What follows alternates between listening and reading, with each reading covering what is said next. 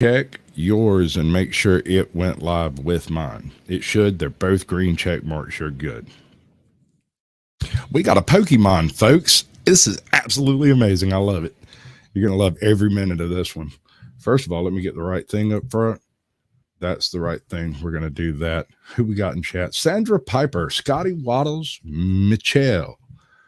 There was another one. Still Crazy Chris. Everyone's showing up. That is awesome. We've got everybody going. Now, let's do the intro since I've got a weird hesitation going on in my StreamYards. That just started. What are the humans doing?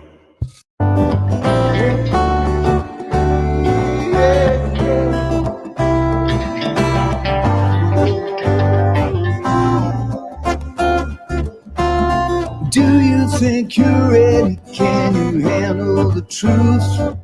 Or are you in denial and demanding more proof? They demonstrate in real time how they're spinning you lies, but no one pays attention, no one opens their eyes. They walk around like zombies with their head in the mobiles, signaling their virtues with a pic on their profile. Yeah.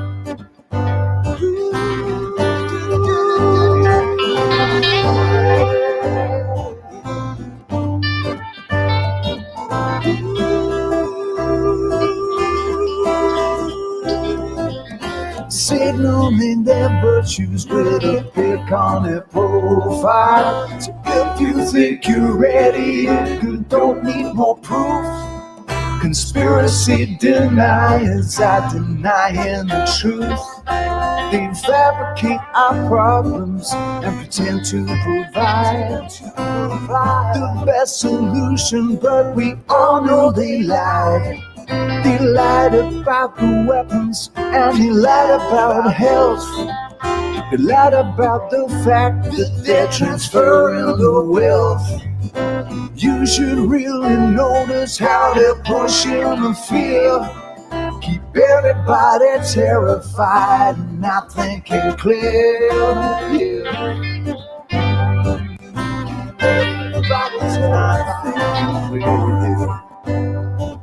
Keep everybody terrified. Yeah, can do nothing. Keep everybody terrified and not thinking clear. When you do, you realize that this is a trick. It's getting really stupid now, they're taking the mic. Said, do you think you're ready? Can you handle the truth? Or are you in denial and demanding more proof? They demonstrate in real time how they're spelling you lies. But no one pays attention, no one opens their eyes. They walk around like zombies with their head in the mobiles, signaling their virtues with a pic on their profile. Yeah.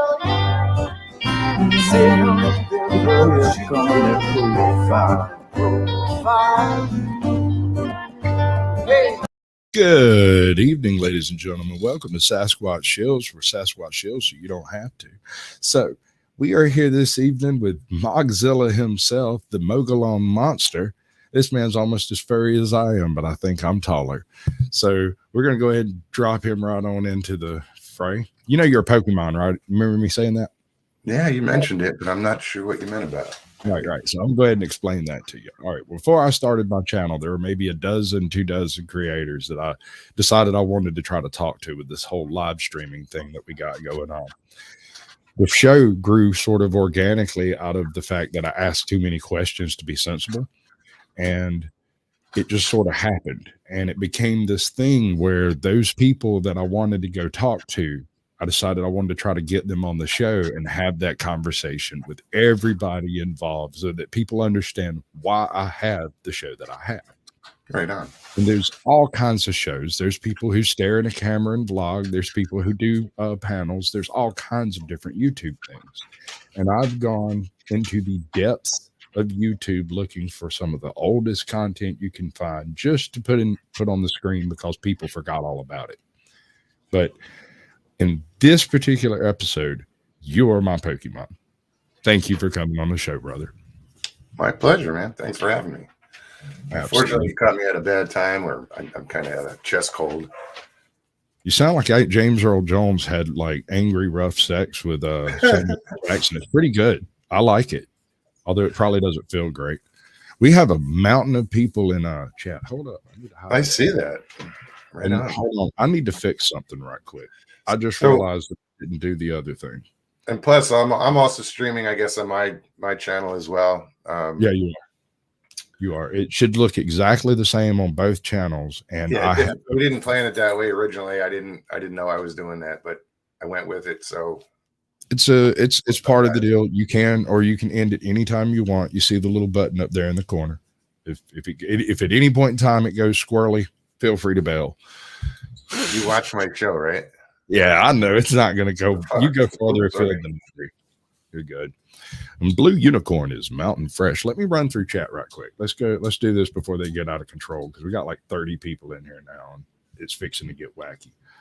All right, so we got Scotty Waddles. We got Still Crazy Chris. Michelle, welcome to the show. Sandra Piper, Claiborne County Transparency, Van Buren Variety. Oh, that sounds cool. I got to check his channel out. Gary Spikes Jr. No, Senior. Gary Spikes Sr. Hoffcast. We have the Liliqui Penguin, which is one of the greatest freaking names I've ever read. Can Squatch. That's a previous guest. We've got AJOT, American Justice of Texas. That's AJOT's Corner for anybody who's keeping track. The Real Pauly T and Danny Staten. By the way, if you get a few minutes and you're bored, go check out the stuff that he does on his channel. It's entertaining. That is entertainment. He's an entertaining feller. Freeside, welcome to the show, bud. Good to see you. He's a regular around here. Michael wants a refund. He says Paulie's here. Absolutely. What is that? Val SWPA? Would that be Southwest Pennsylvania? I guess. Okay. Welcome in. Johnny Hash. Where's the whole Johnny? That's my question. KK Bootsy, welcome to the show, babe. Oh, it just did that thing where it bumps. If I miss anybody, just chat and I'll catch up to you because it just made me go all the way back down to the bottom. But Dina P, Michael Haywood, welcome to the show. Everybody, I appreciate y'all coming in. Anyway, we're going to skip on to the next bit. So I got this bit. Previous guest does a monologue, and he has total creative control over what it is, and I just kind of clip in and use it if it's neat. And this week, he decided to cover the bounty. You know, the mutiny on the bounty, that whole thing. So it's a 3-minute bit where he kind of explains how he feels about the whole situation. So we're going to roll with it. 234 years ago today, Tuesday, 28 April 1789, was a rather quiet day in much of the world. In the United States, General George Washington arrived in New York City for his swearing in as the first president. In France, they were 1 week away from convening the Estates General. And though they had no way of knowing it at the time, that wound up being the date that future historians assigned as the official start of the French Revolution. Meanwhile, somewhere east of Tahiti in the Indian Ocean, aboard a 220-ton, 90-foot-long converted merchant collier called His Majesty's Armed Vessel Bounty, Lieutenant William Bligh of the Royal Navy was having a decidedly non-quiet day. Here, let's let him tell it in his own words. Quote, on the 28th of April at daylight in the morning, Christian having the morning watch, he with several others came into my cabin while I was asleep and seizing me, holding naked bayonets at my breast, tied my hands behind my back and threatened instant destruction if I uttered a word. I, however, called loudly for assistance, but the conspiracy was so well laid that the officers' cabin doors were guarded by sentinels. So Nelson, Peckover, Samuels, or the master could not come to me. I was now dragged on deck in my shirt and closely guarded. I demanded of Christian the case of such a violent act and severely degraded for his villainy. But he could only answer, not a word, sir, or you're dead. I dared him to the act and endeavored to rally some to a sense of their duty, but to no effect.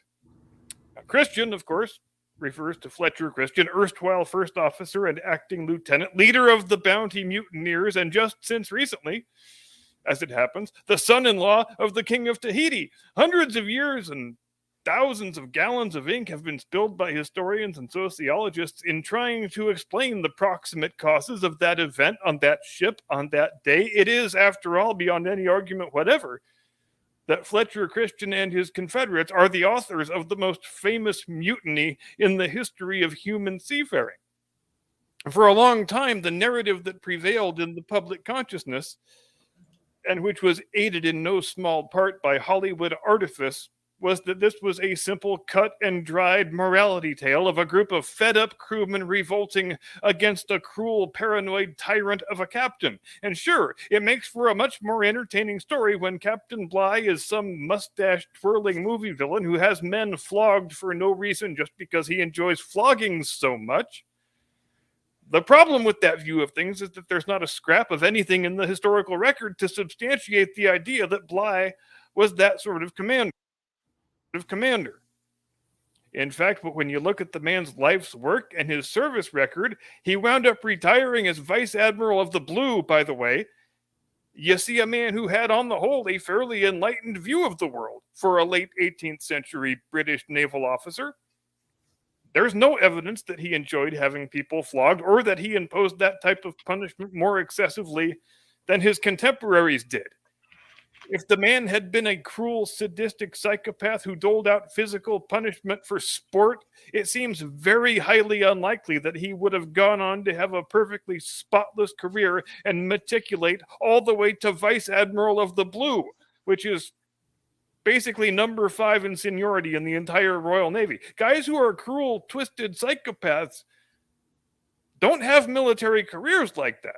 And it also speaks to the quality of Bligh's character that he was found innocent and blameless by the Admiralty Board at his court-martial when he got back to England. Because a captain gets court-martialed anytime he loses his ship, irrespective of the circumstances. They handed him back his sword and he got on with his career, which hadn't been a particularly distinguished career up until that point.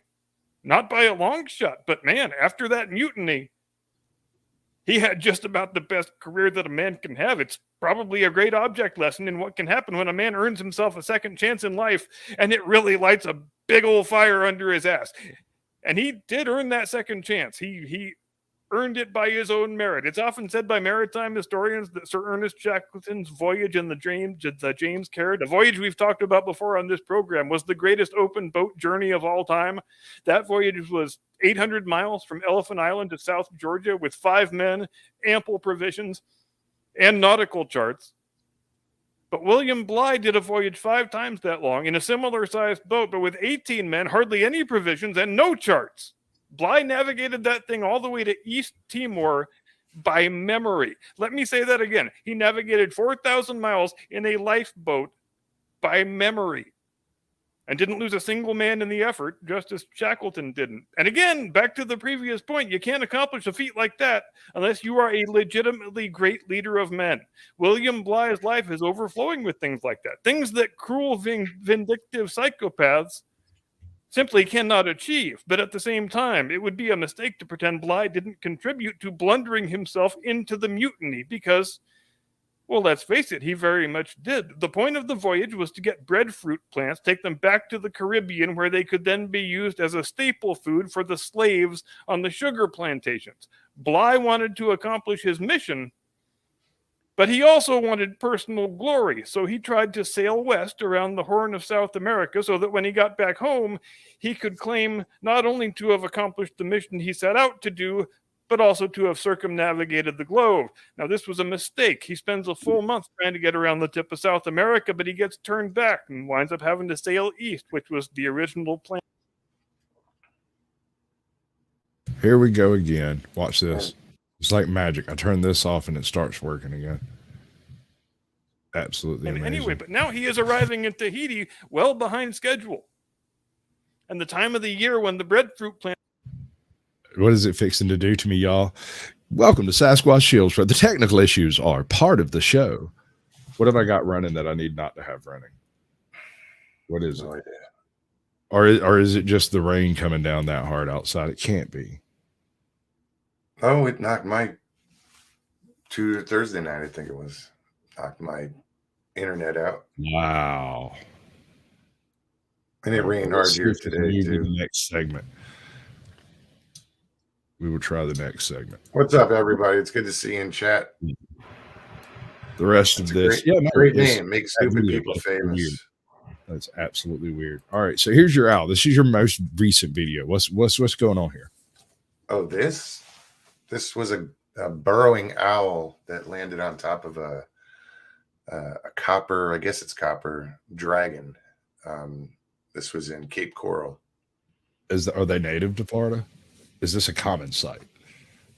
Well, they're native. Okay. I did not know. And they burrow in all these different spots. You got them all over there. I think you have them out in Arizona too. You might. Yeah, you do have them in Arizona. Well, if you had an owl burrowing in Georgia, at least locally, they'd drown. Well, actually, they're this particular group. Their nest flooded out. It did get flooded during a really bad storm. That's terrible. But they survived. They all survived and eventually came back. Cool. Yeah. So that owl, they had at one point there were 7 owls. They had a batch of 5 chicks that lived. So it was cool. Okay, things seem to be functioning again. We're going to pretend like none of that ever happened. So tell me this. You're sitting around one day and you go, I'm going to start a YouTube channel. You've seen an owl on a dragon?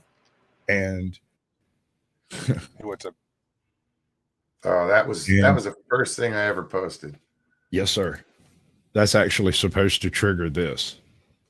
Because you know what we are around here, folks. We are YouTube paleontologists. Where's it at? I found this stupid movie many months ago, right around the time I started my channel, called Deary Off the Wall. And it's hilarious. It's a terrible film. It's great. It stars a bowl of mud. You know art? Yes, I'm a paleontologist. Oh, it's okay. There's dynamite in this bag too. I am a paleontologist. I'm a paleontologist. Paleontologists study really old stuff. Like crackers.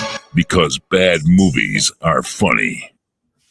I've been watching that thing every Saturday night for a year, and it tickles me every single time I watch it.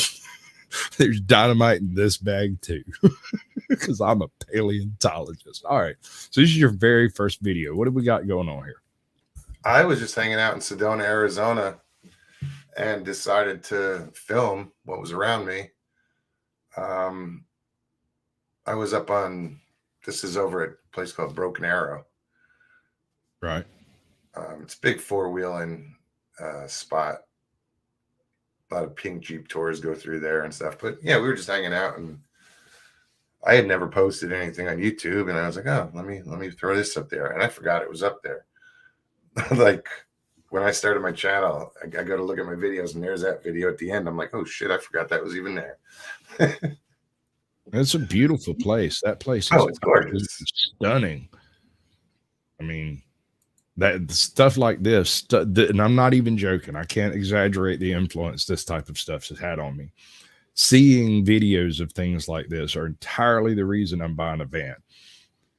Absolutely, definitely a place to go. My dad used to live in Sedona. Then he lived in Cottonwood. But I worked in Sedona for 4 years. Yeah, it's a gorgeous place. It's an amazing place. It's stunning. I mean, yeah, I got to go see stuff like this. I can't sit here anymore. I can't permit it. No, so yeah, I spent maybe 8 years on that. I spent maybe 8 years strung out on every drug known to man, and when I finally kicked it all, I decided I wanted to go to music festivals and car shows, right? But then I started a YouTube channel, and it's been a sort of uphill battle ever since, trying to get motivated to actually do something. And meeting the people that I've met, some of the people have been unbelievably cool, and there's been some real stinkers in there too. But you know, you weed them out as well as you can. That don't make no sense. Oh, okay. Tuesday. I got a weird notification from a group that I'm not actually in, and I don't understand that. I don't get it. What's up, Papa C? Welcome to the show. Good to see you, Sharon. I can't even go through all of yours. There's like so many people over there. And Ajot, there is a email for you if you want to come stream this too. You know I don't care. I just didn't Hey, think. Jen, what's up? Charlie, Howling Underdog Films. Good to see you. Can't Blue Squatch Unicorn is mountain fresh. I'm gonna get him on one day. He's actually gonna do it. All right. So how's your channel generally operate? Do you do? I know you do panels and whatnot. I mean, I've been watching for over a year. So the panels, are they ad hoc, or do you have any kind of rhyme or reason to them at all? No rhyme or reason. Just No nothing. rhyme or reason Just let them whatsoever. roll. That is absolutely glorious. It's completely organic. So I have no plans when I come on. I just come on and offer up that space and time for people to get shit off their chest or do whatever, you know, just hang out. That's why I do this, is for everybody in chat, is because I was in chat with those guys for the longest time. Absolutely. You know, and I finally got to the point, I'm like, why is everybody here? You know, in this genre, this, you know, Bigfoot, paranormal, whatever. I was like, why? I want to hear their stories. I love stories. So that's why I started the channel. Originally, it was just anybody can come on and, hey, you got a story to tell? Mm-hmm. Let's hear it. I love hearing some of the stories that come out of the different guests. It's absolutely amazing. Absolutely. In some cases, you know, it's harder to justify some of the things that are said, but you don't have to. It's not necessary for you to believe it, for them to believe their experience, you know? And that's the part that I love about it is, hello, Ida. Welcome to the show. Hey, Pammy. So Mogollon Monster, this is a Bigfoot type creature that was seen where? In Arizona. Right. And yes, I'm going to correct your pronunciation. Please do. No, it's I say Mogollon. Okay. Some say Mogollon, like M-U-G. But well, I'm from Georgia. How should I do it? Mogollon? Mogollon is how I've been pronouncing it. That just feels so wrong in my mouth. It's like well, the L's, the double L is like a Y. Yeah, I get it. So I'm just what's up? Good to see you. The Mogollon Rim is the southernmost tip of the Colorado Plateau. The Colorado Plateau is just west of the Rockies, I think, and covers like 4 states, and it's the southernmost rim. And the Mogollon, from what I understood, it was a prehistoric Indian tribe, right? And they occupied that area. That's what I heard. And it also goes into New Mexico too. It's on the border there. So, then I heard something else. I don't know. So, but that's where it is. It's this in central Arizona, right? And the monster himself was described as Bigfoot, or the what's the other guy? The Ohio Grassman. Are they kind of similar? Same critter? Oh, they're all. I mean, the skunk ape, the boogers, the Ohio Grassman. That's one of my favorite phrases. Just another name, you know. That is one of my absolute favorite phrases. What's that? Wood booger. The boogers. Wood booger, yeah. The first time I heard an old man tell me that I need to be careful out there in them woods, that wood booger gonna get you.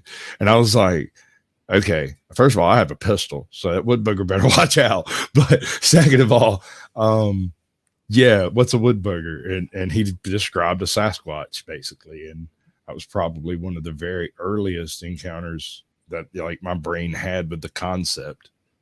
Yeah. Just the idea that there was something big and fuzzy out there wasn't gonna get me. Yeah, so when I started the channel, I got sucked into Bigfoot through Sasquatch Chronicles. Right. You know, I caught it in that one episode, and then 2, and then all of them. That's how it happens. That is a good addiction. That's how the story goes in every case. So yeah, the first couple, I'm like, oh, what the hell is this? I didn't give Bigfoot much thought, and so I stuck with it. I started listening to some more, and I even subscribed to his channel. There you go. I'm no longer subscribed, but that's another story. Yeah. Wait, go that way unless you want to.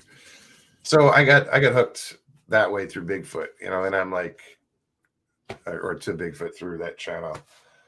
So then I started watching other channels, and then I found the live channel, and I was like, live? What's this about?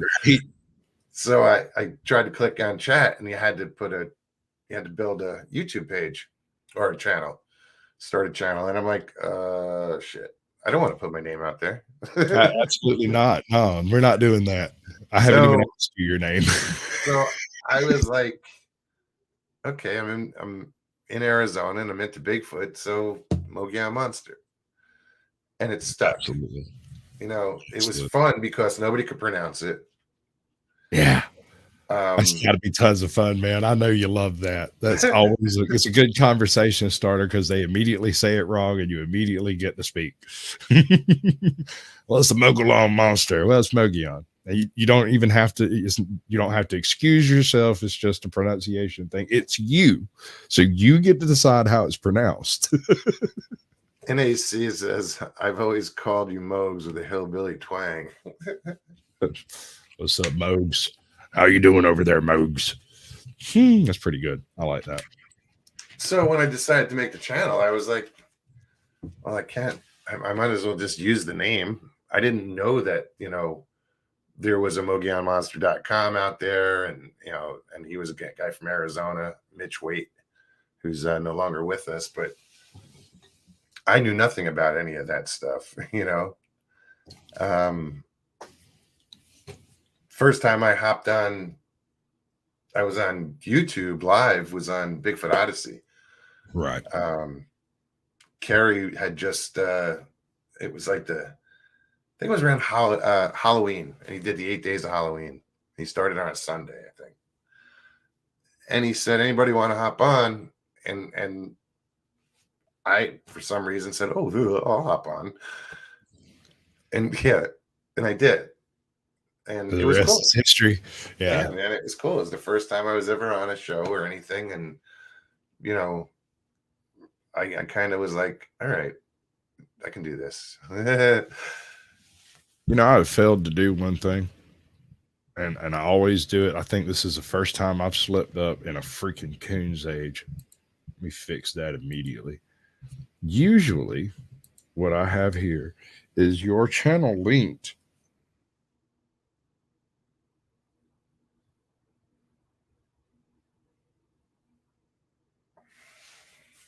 in chat, because there's no point in linking it in your chat, right? All of your people are already subscribed, so they're already there. The trick is getting other people to see your stuff and go there to do the thing. Well, we've got about almost 300 live shows, which to me, it just blows me away. 300 live. How did that happen? Every time I bring up like a 200, I'm like, how did that happen? Right. Like I had to go back and look through. I had kind of gotten complacent on my intro for about 6 months. I didn't change it. I just kept the same intro. And I had to build a system by which to actually create the effect that I want, which is like this. Tell everybody what your channel is. My name's Russell. So what's up, guys? People call me Mogs. My channel is Mogollon Monster. The show is called Why the Fascination, or WTF. That's the other thing, is people see WTF and they automatically think the other. And you explain what it stands for, and they're like, oh, clever. So, yeah. And we're on Tuesdays and Thursdays, 9 p.m. Eastern. And we talk about anything, from Bigfoot to I can second that. I've been on the show myself. Yeah, anything. Absolutely anything. Anybody I can think come I on and spent an chat hour. with the channel. Yeah, I think I spent an hour on American chestnuts one night, and he never even arched an eyebrow. You were like, really? That's interesting. That was phenomenal, man. In fact, I went on and did a full show on my own channel about it. You're important. And it's just telling me it's 8:30. For some reason, the friggin' thing notifies me on the half hour. Oh, that's brilliant. I wish I didn't have that. All right, so you started your channel. You did the whole function properly. You did the whole thing, and here you are. What is it? 3 years? How old is your channel? It's going on 3. I think so. I was subscribed to you in my previous incarnation as an internet troll of the vilest order. I actually found you before I decided to make my channel. Your channel is one of the reasons I decided to make my channel, and it slightly influenced my name choice. The name comes from this thing that I saw in the swamp. It was this big white Sasquatch dude. He was as Caucasian as I am, but hairier than me or you, and I'm a hairy fella. Now,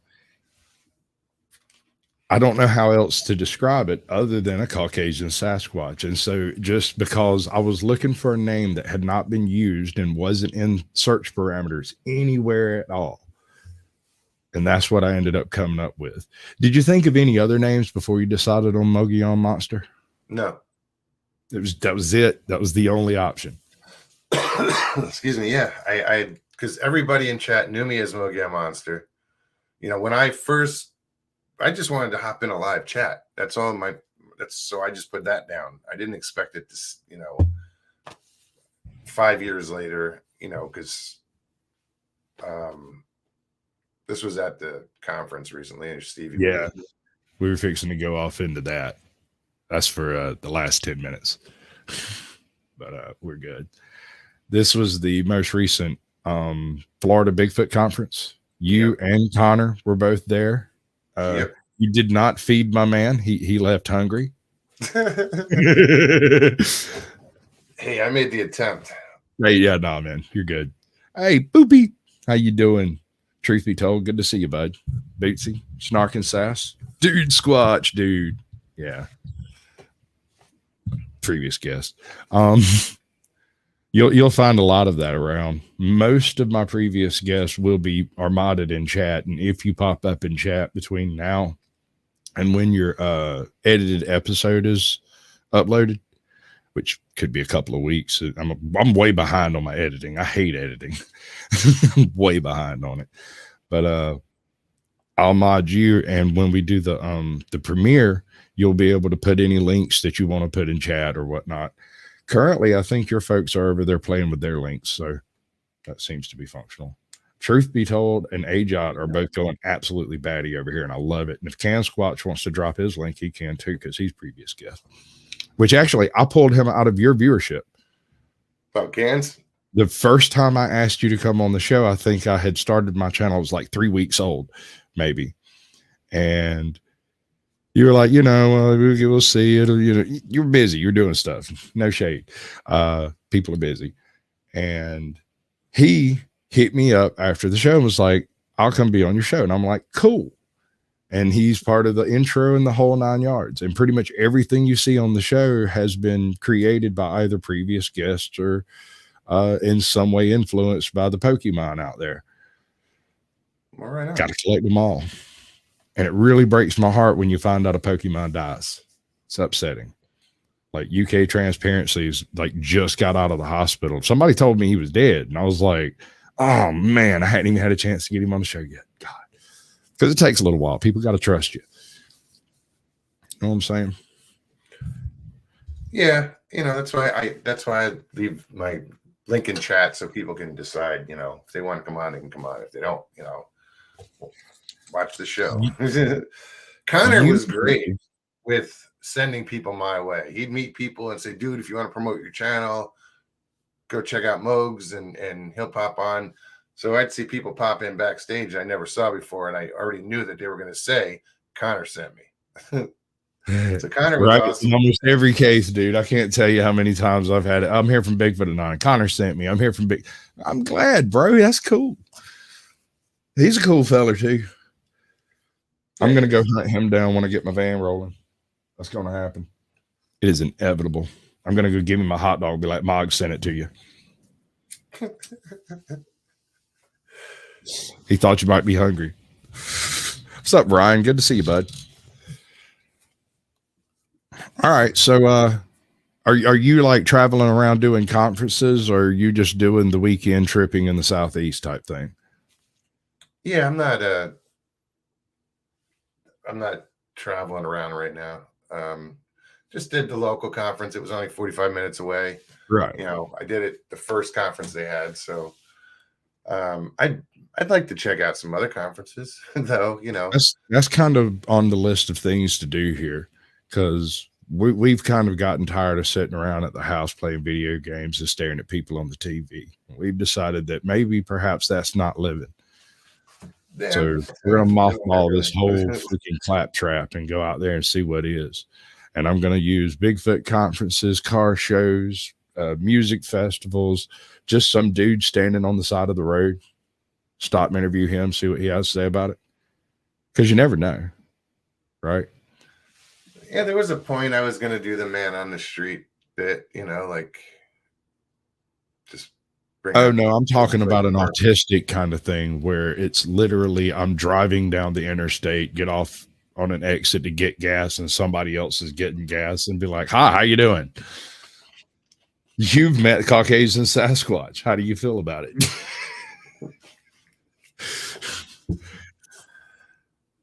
So tell me, everybody spends all of their time looking for Sasquatch. What happens when Sasquatch starts looking for you? How does that make you feel? Less people will go into the woods. You reckon? Probably. Yeah. Or less people will come out of the woods. That could go both ways, actually. That. That could be one of those David Pilates bits. That whole missing 911 thing is kind of weird, but at the same time, I want you to think about the fact that I challenge you to find a place that's not in the desert and is not within 2 miles of a water source, 2 miles of a berry patch, and 2 miles of a dense forest. Any of these qualified as a missing 411. So I might need a few more details. You get what I'm saying? I'm just saying he goes kind of wide with his nets all. I'm not saying he's necessarily wrong on any particular point. These people are obviously missing, but I think you can blame things like snake bites, broken ankles, cats. It doesn't. He does cover some weird stuff. I mean, but like people disappearing and showing up again in areas that they already repeatedly searched. Yeah, you know, that's weird. Those are the good ones. I think we can all agree on that one. Those are the good ones. If you could have any particular channel just out of the blue on your show to, you know, have a chit chat and a couple of talks with them, what channel would it be? If you could just pluck somebody from where they're at. Joe Rogan. Absolutely, dude. I'm so down balls deep on that one. Yes, we could have a hell of a conversation. Fucking A. Joe Rogan. Man, that would be cool. I didn't get into him until recently. I never really watched his stuff. I didn't, you know. Go back and look at some of the old shows, dude. The older shows back when he was a little bit more he was less well known and less constrained by the powers that be because nobody cared. He has some really interesting shows. Like he brought on okay, you know the whole issue with thorium, right? Thorium is one of the most plentiful rare earth elements on Earth. You can literally get it from beach sand, seawater. You can get it from so many sources. We don't use it. Why don't we use it? Well, there's a few reasons why, but depending on who you talk to, is a big conspiracy because free energy isn't desired. You know, he has this one engineer come on and completely break down not only the process by which thorium could be useful, but why we don't utilize it. Right. And it's a really in-depth interview, and it's really well done. And it's one of his really early ones. You know, it's in some ways it's better than some of his more recent work because homie just went completely in on it. It's great. No, he's I was surprised how and it sounds stupid, but or I, he can carry on a conversation, you know, like, and he's pretty informed on what he's talking about. My man had a library card. He made it work for him. You can tell. Yeah. I mean, he may have a college degree. I have no idea. But before that college degree happened, he was one of those guys, even if he was a jock, he was still one of those guys who was reading, obviously. He's intelligent, you know, and I'd love to have a conversation with him. All right, Papa C. I'll see you if you get back. You have a lovely evening. I appreciate you coming by. We ain't got but a few more minutes of this, and you ain't missing. Craig, happy birthday to your granddaughter. Happy birthday. Where's Pickles? I miss Pickles. Where's Dill? I didn't see Pickles. It's Miss Dill. Is that who we call Pickles? Yep. Okay. That explains that. Because I kind of try to keep abreast of the folks that are in here. Also, Cal, baby, welcome to the show, bud. Good to see you. I'd be lurking in his chats all the time. When I'm over here editing or working or whatever, he'll be like out cop watching or whatever it is he's doing, and I'll just pop in and just sit there and see what's what, and who's who, and you know. Modern day America, baby. I mean, damn. Nap did top the charts, so. So what do you plan on? Take it easy, brother. Next year or so. Do you have plans, or are you just freeballing it? What's that? So your future for your channel. What are you going to do with it? You've got a few shorts up now. You're playing with that a little bit. Well, yeah, I've been putting shorts up for a while. They're all nature based. It's what I see, you know, if I'm out fishing or whatever, you know, I put shorts up. I'm probably going to keep just doing what I'm doing, you know. I might start trying to put it out there more, because my theory is I don't want to be huge. I'm not in it for that. I'm in it for the guys in chat and somewhere they can hang out and just chill. And, you know, and if to get too big, then you got, you know, I mean, the more the merrier, but it's so intimate the way it is now, you know. Yeah, it kind of everybody knows everybody, you know. You have a truly phenomenal chat. The breakdown of people that are in there are obviously just derived directly from the esoterica of YouTube.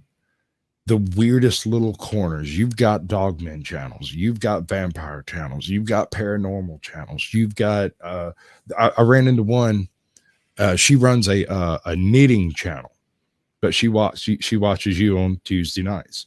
I can't remember the name off the top of my head. I wish I could.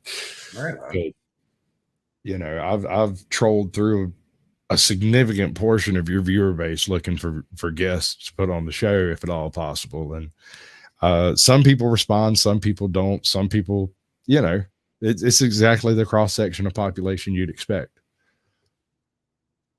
Yeah, it's and there's, you know, like Sharon with 2 R's. She's over in Wales. I think Wales. I might be wrong. Yeah, no, Sasquatch gets it. It's like Moggs is a bartender, right? I mean, it's such an odd, it's not an odd mix. Given the name of your channel, given how free you are with the topics at hand, it makes sense that you would collect a very, not random, but wide net of people. Sure. Well, and it's also a wide net of people that believe, you know, that's what ties it all together, is their belief in something a little different, you know, be it Bigfoot, paranormal, or whatever, you know. And they there's all walks of life, and but they're all just fucking awesome. Excuse me. They are fucking awesome. Look, the nerve it takes to do a video, regardless of whether you're in it or not, to take a video and share it with the entire world. And not only that, to go a step further and do a live stream where you at any moment can completely screw your channel by saying just the wrong phrase that in 6 months may become a problem. It's not even a problem right now. In a year, some politician may say something and it becomes verboten to say that, and bam, you catch a strike. That's absurd. Not worried about that. I'm not too terribly worried about it, but one thing I am slightly worried about, I cannot monetize this show. It is impossible because it is directly derived from your content. So every bit, a stitch and bit of programming that I've played up to this point has been your content or Captain Curmudgeon's, right? I don't have permission to use your content, but I do have permission to use that bit of Captain Curmudgeon's. That song from Richie, that's 007. So that's kind of how the way I try to do all of this is utilize little bits and pieces from everybody I come across. But Sure. it started out as one of the bases of the channel, the regularity, the scheduling, the complete freedom of topics, that kind of concept. And it's worked out real well. Hey, Scully, welcome to the show. I'm going to be the Wizard of Oz in his production of The Wizard of Oz. And he hasn't told me whether I'm going to be permitted to do the James Earl Jones Wizard. Mm-hmm. Pay no attention to the man behind the curtain. I mean, it just sounds great. It's absolutely phenomenal. Well, you know what you've done, dude? You've made a show. I know you've got something you've got to go do right after this, don't you? Are you going to stick around for some After Dark? I might stick around for a little bit. I'm a little like, one thing I have to do is go have a cigarette. Like I need it. Right. Like No, we can do that anytime you get bouncy. The After Dark bit goes like this. I drop the link in chat. Any previous guests that want to come up can. Anybody, if there's room, anybody else can come up that I'm somehow familiar with to any extent. I'm not real picky on that part. Topics are whatever comes up, or if nobody comes up, I have 3 videos about the death of Alexander the Great, and we're going to go into the details of it. And I have a theory that Alexander the Great killed himself in an attempt to mummify his body to become a pharaoh of old. It sounds nuts, I know. But he did something extremely sus right before he died. And it's one of those things that's a tiny detail that nobody bothers thinking on, but it's there in all the histories, right? It is extremely sus. But we'll get into that in the whole After Dark bit. Is there anything you want to tell everybody before we close out this part of the show?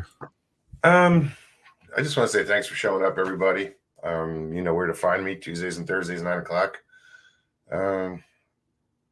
Yeah, just peace and God bless, you know.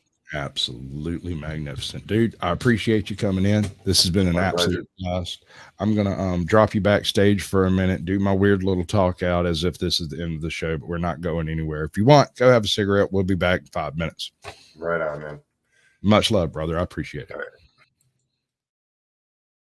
All right, folks, that's pretty much the end of the show tonight. We got a little bit of an after show planned over here where I'm going to explain to everybody how Alexander the Great was not murdered, even though he surrounded himself by people who wanted to kill him and then died. If you're interested in anything as vague and unobtrusive as that, feel free to stick around for just a few more minutes. Which one should I do the outro? I'm going to do an old outro. We're not doing the new one, the one I've been using. We're going to use this one. Sorry. Good news, though. We're going to have to move the party somewhere a little bit more private, but you're all invited. Lorenzo will give you the details. Yeah! Hey, she was a cutie in a sundress. I told her I just had to confess. I got a crush on you, darling. Them long tan legs got me falling.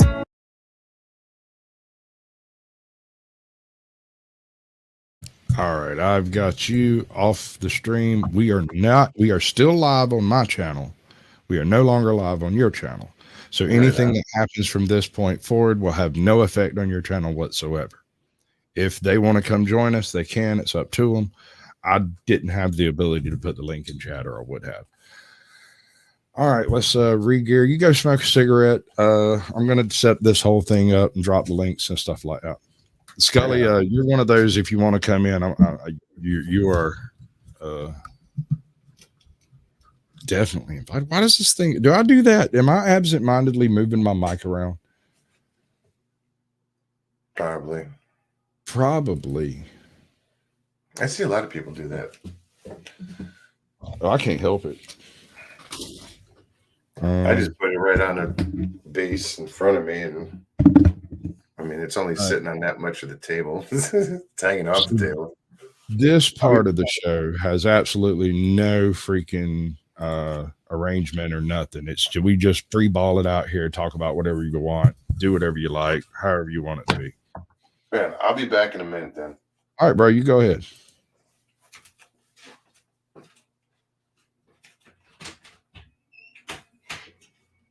So let me tell you, well, first, let me reset this part. We're going to pause that. We're going to move it to a different section where we're at. Weird things you did not know about Alexander the Great. Where's the one? That's not it. We're going to start with the short one and move up from there. So let's swap that from there to there. Did that work? Death of Alexander the Great, a mystery. We move that up a little bit. It's 5 minutes, 9 minutes. We're going to go with that one first. And then this one. All right. So I think it's 33 BC, Alexander the Great, having just wrapped up his conquest of the known world at the age of 27. At the age of 27, he decides to take his 3 wives to Babylon. He has been injured in the Indian battles. He was both injured by an elephant and struck by an arrow. His most loved horse, Bucephalus, had been killed in the battle, and his bestest friend had died from infection from a wound sustained in the same battle. He had become completely despondent on the death of Hephaestion. When Hephaestion died, he locked himself in his own quarters and didn't even drink. But when he did come out, he came out, ordered a lion's head mug made for himself, a great tankard befitting a pharaoh of old. He then sits down with six of the people in the world that would want him dead more than any other person. Like these 6 people were at odds on who could kill him first and not have their heads chopped off. Because while Alexander was a bit of a despot, hey, 357, what's up, baby? Howling Underdog Films, good to see you. Welcome in. While he was a bit of a despot, he was beloved by the soldiers that served him. There was not a single Macedonian in the army that didn't essentially revere this man as a military genius and the only person that could bring them home safely. In the process of conquering the known world, he left Alexanders like bastard children all across the map. There are Alexandrias in India. There are Alexandrias in Iraq. There are Alexandrias in virtually every nation covered by the known world at that time, because Alexander the Great either established them or inspired them. And this genius, this undefeated military hero who had a way of thinking his way out of military problems, managed to walk into a room of 6 people who wanted to kill him and died. He was there with 2 wives, a few of his kids, and none of his generals. And he sent out his own personal guard away from himself. He then locked the room and sealed it. Not just they had a rope lock type that they used. He locked it and then put a wax wedge into the door, stating that it should not be broken by anyone but him. He then goes into this room, has a massive drinking party where I believe it's his mother's manservant was serving everyone. And this individual was already suspected of having killed several of his mother's opponents back in Macedon, right? And was also suspected of having actually been responsible for King Philip's death. So this man goes into a room where everyone in the room would love nothing more than to kill him and inherit the throne, where he is apparently poisoned to such an extent that his body fails to decompose for weeks after his death. Now, we've seen this happen before, and even today, you can look in several of the Buddhist religions, Buddhist practices where people attempt to mummify themselves alive. I think Alexander the Great made an attempt to mummify himself while he was alive by drinking a severely vile poison that almost killed him the first time and did kill him the second time. And I believe this because he went to a place where he had virtually no hope of walking out alive. And I think he went there with the intention of framing all of his enemies in one go, because he was the ultimate troll of all of history. He's still trolling you today. Okay? So let's have a look at how well I was able to cover that bit of history and see how many things I got wrong straight out of my memory. Because I've only checked that these are legitimate sources, not what the actual video is about. Let's see. It's the 5-minute one, right? Yeah. Function. BC, Alexander the Great developed the biggest empire the known world had ever seen. It stretched from Macedon in Europe to the Indus Valley in the north of India. He had defeated powerful leaders such as Darius III and King Porus, where he encountered monstrous armies and militaries. Alexander's superior military strength helped the Macedonians conquer Greece, Egypt, and the Persian Empire. Alexander the Great's empire was undoubtedly the greatest power in the known world during the 4th century BC. Alexander's kingdom looked invincible. However, at age 33, Alexander the Great had fallen ill and died in Babylon during 323 BC. He had not named a successor to his throne. Some historians claim that Alexander did not care about a successor, nor the future of his empire, since he wanted to take revenge on the Persians for their campaigns against the Greeks during the 5th century BC. Historians are also divided on Alexander's death, with some claiming that he had caught malaria, suffered from the effects of heavy drinking, or that his immunity was poor, following the death of his best friend Hephaestion. Alexander the Great suffered from kidney stones his entire life. There are at least 16 references to, I believe they called it the damp. It'd be down with the damp, where basically if you're passing large kidney stones, you can't stop dribbling. Might be a bad translation. Nevertheless, Alexander's empire had been built for more than 10 years and had no clear successor. The Macedonian generals under Alexander the Great were very uncertain over the future of the empire. Once news broke out about Alexander's death, Athens and Aetolia rebelled against Macedonian rule.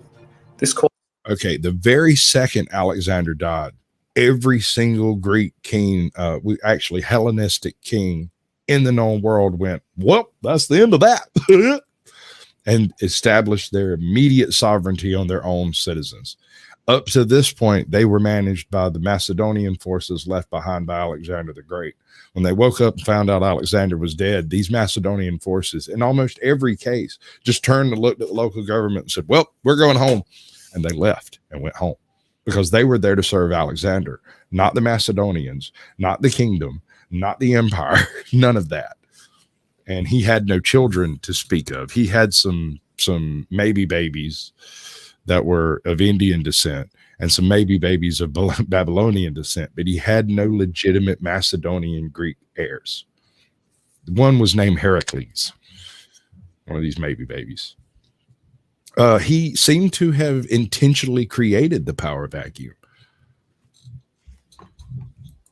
Caused the Lamian War of 323 BC. The battle was quashed by Alexander's military commanders, Antipater and Craterus. While this war was suppressed, the Lamian War sent a clear message to the Macedonian rulers. The empire was divided and vulnerable to rebellion and disagreement. Perdiccas, a leading cavalry commander in Alexander's army, believed that it was in the best interest of the empire to wait for Alexander's unborn child to be born. This would mean that the kingdom would have a clear successor. Perdiccas preferred Alexander's wife, Roxanne, and child because it would help him serve as regent for the new king. Despite Perdiccas's ambitions, the empire needed unification and leadership. In 323 BC, Perdiccas brought all of Alexander's commanders together to decide on the next ruler of the empire. Some generals supported Alexander's half-brother, Aridaeus. This gained support from Meleager, another general of Alexander the Great. However, this lacked popularity, so the generals in support of Perdiccas were rewarded parts of Alexander's extensive empire. The most significant distributions were made at the partition of Babylon. Actually, okay, so when Alexander the Great died, there are two accounts of his actual death that are written. One was written by Ptolemy the Great. This is the individual who immediately on Alexander's death, immediately retreated with his entire legion to Egypt and took command of the Egyptian forces and became one of the very first Ptolemaic pharaoh. Okay. He attempted to abscond with Alexander's body, but it was actually taken away, I believe, by Craterus and Nearchus combined forces and actually attacked his column heading toward Egypt and stole Alexander's body. Now, depending on which source you believe, Craterus' source states that Ptolemy escaped with the body, and Ptolemy said that somebody came and jacked it. He thought it was Craterus, right? He doesn't specifically lay the blame on his feet, but he says, that no one else really had the power to overcome his freaking column in the first place. So it was probably him. Also, he was the only person who knew what he had planned. So in the 2 weeks after Alexander dies, he lays in state for like 72 hours, during which time there's two accounts of, one, the flies there was no corruption that touched his body. At no point in time did he decompose to any extent, that his body, to quote them, was as fresh as the day it died 2 weeks later when they absconded with the body. Now, by some counts, no, Ptolemy wasn't her father. Ptolemy was her great-great-great-great-grandfather. Cleopatra was 300 years later, 400 years later. She was the last of the Ptolemaic dynasty. So that ended the rule of the Ptolemaic pharaohs. That is the end of the fourth kingdom, I think. So, but she was definitely Greek, by the way. She was absolutely Greek, because Ptolemy was a bit of a racist. He didn't play with none of that mixing stuff. So whether that carried through in the family, all of the imagery of Cleopatra is of a light-skinned person. And this was a person in a desert where being light-skinned was seen as being royal, because if you're Greek, you're white, So the lighter skin you had, she would have spent every single day walking around with a sun cover to attempt to stay as light as possible, because that was her direct blood lineage to her rulership. But then she tossed it all away with for a good old kiss from an asp. So what are we going to do? So homie goes and takes over 3/4 of the freaking planet that was known about at the time. There are accounts of some of his scouts encountering people that would match the description of Eastern Chinese. Like, we're talking Southern Mongolians, and like straight up, like he had scouts that went far beyond his actual kingdom. He had lions brought back from sub-Saharan Africa below the Sahara, right? He had bears brought back from the Atlas Mountains. So he had scouts all across the continent, way beyond the actual borders of his empire. While he's in India, he encounters not a shaman. They call them not shawarma. That's meat that you eat. The holy men of India, right? These guys, and one of these guys and his third wife was directly Indian. She was one of the Raja's grandchildren or something like that. So she was in line. Swami, that's it, Swami, right. These people have an amazing understanding of herbs and different types of medicines derived from local plants and whatnot. There is a local plant in India found only in India, the strychnine tree. When strychnine is applied to the body, it has a very specific course of symptoms it goes through. And if you were to overdose on strychnine, you would not only hallucinate, but you would also essentially die of muscle cramps. It would start by your neck and shoulders drawing up into a solid block of muscle. And then the closer the muscles are to the spine, the more tightly they become drawn until it gets to your diaphragm, where it just hiccups and never stops. And you die. Alexander the Great drank from this giant golden lion's chalice, and he would not allow anyone else to drink from it. He did not share with his wife. He did not share with his mother. He drank from his own source, ostensibly to prevent himself from being poisoned. However, I think this was keeping anybody else in the room from dying. Remember what I said about the lack of corruption in the body? He didn't decompose in a desert in 100-degree heat for 2 weeks. Flies that landed on him died. They avoided him. I think he set up his own death to join Hephaestion in the afterlife. And since he didn't apparently have the balls to go out and battle, or didn't want to go out by losing the battle, because the one in which he was injured, he didn't actually lose. It was sort of a stalemate. It should have continued, but they just packed him up. It was like, nah, boss, we're getting you out of here. We're not letting this go down. Hephaestion's dead. Bucephalus is down. We've got to retreat, regroup. You need medical help. And they drug him back to Babylon. He bitched the whole way home. They could have took him one more day. My men could have handled it. Okay, so preservatives is an interesting thought, because that would have involved some amount of handling of Alexander the Great's body. And as far as we've been able to determine from the histories that are available, no one was permitted to handle his body other than a few foot women who washed his body. They were his personal bed servants. They were the people that carried his tent and they were his buddies, And these people were allowed to wash him, and then he was placed in state to be viewed, and for I think like 72 hours, 2-3 days. And then somebody absconded with the body, and there's some debate on what happened with it after that. And yes, strychnine is a preservative. Strychnine is also what was used to kill rats in rat poison. Yep.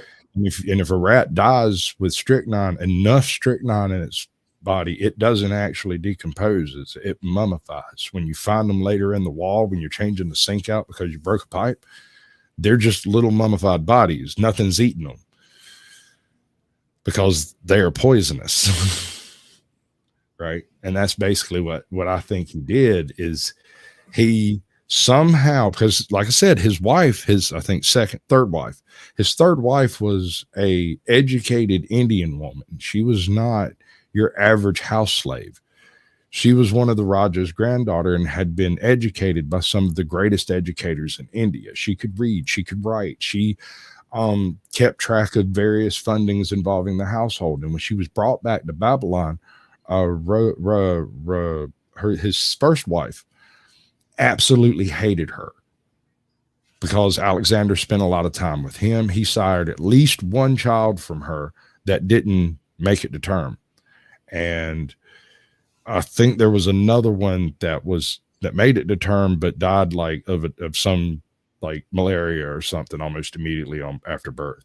But then there was one who was named Heracles that actually survived. And that's the one that Kratos is trying to say, this should be the next heir. But how do you put a 6-year-old on the throne?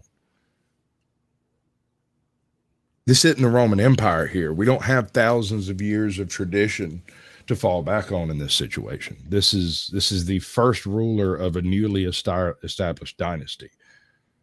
So how does he try to cement his position in eternity? I think he poisoned himself in an attempt to mummify his body like the rats, to become the last pharaoh of old, right? It would appear to be a miracle, divine intervention. The body was incorruptible, right? It's just my theory. In 323 BC, Ptolemy received Egypt, Lysimachus took Thrace, Cassander took Macedonia and Greece, and Seleucus took Central Asia. Perdiccas, looking to be diplomatic, had Alexander's ring and his body. He looked to return it to Macedon and Alexander's newly prepared tomb. Perdiccas wanted to bury Alexander back in Macedon. However, Ptolemy, the new ruler of Egypt, had then stolen Alexander's body in Damascus and taken it to Memphis for burial. This was a sign from Ptolemy to the other successors that he wanted to be the next king of Alexander's empire. This triggered the first successor war between Perdiccas and Ptolemy. More arguments over control and power began when Antigonus, one of Alexander's commanders, refused to help Eumenes keep control of his allocated region of Cappadocia. This is After Dark. You're welcome to jump in anytime in the future that there's an After Dark going on. You're a previous guest and you get preferred positioning, basically. Right, man.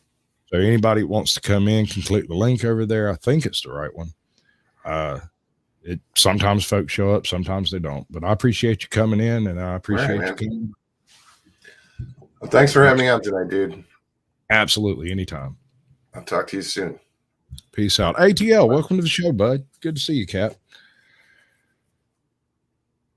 They all teabag the flies away.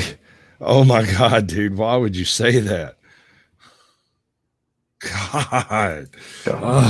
Eumenes was commander of Perdiccas's forces in Asia Minor. However, Antigonus was ordered by Perdiccas to help secure the province for Eumenes. This is because Cappadocia had not been fully subdued under Perdiccas's control. However, Antigonus disobeyed Perdiccas and did not want to seek war, so he retreated with his son, Demetrius Poliorcetes, to Macedon. Antigonus, knowing that Perdiccas would be furious, allied with Antipater, Craterus, Ptolemy, and Lysimachus to combat the alliance of Perdiccas and Eumenes. No, ATL, that's Call of Duty. Perdiccas saw Antigonus's actions as a threat to his authority and sought to humble Antigonus in Macedon. However, the first successful war ended when Perdiccas failed miserably against Ptolemy in Egypt, followed by his death in 320 BC. One thing was certain: Alexander's empire was no longer a cohesive unit and was now a divided kingdom with rulers that were hungry for power and domination. With the death of Perdiccas, the leaders came to a new agreement at the Treaty of Triparadisus. This saw the condemnation of Eumenes to death and changes to the original partition of Babylon. Antigonus was now the commander of Asia, Ptolemy retained Egypt, Lysimachus retained Thrace, and Seleucus retained Babylon. The first successor war was now over, and Alexander's unified empire was now a series of smaller kingdoms. Only about. All right. Excuse me. So after he seals this room, he sits in the room with these 6 people, and I cannot for the life of me remember their names because they're so weird.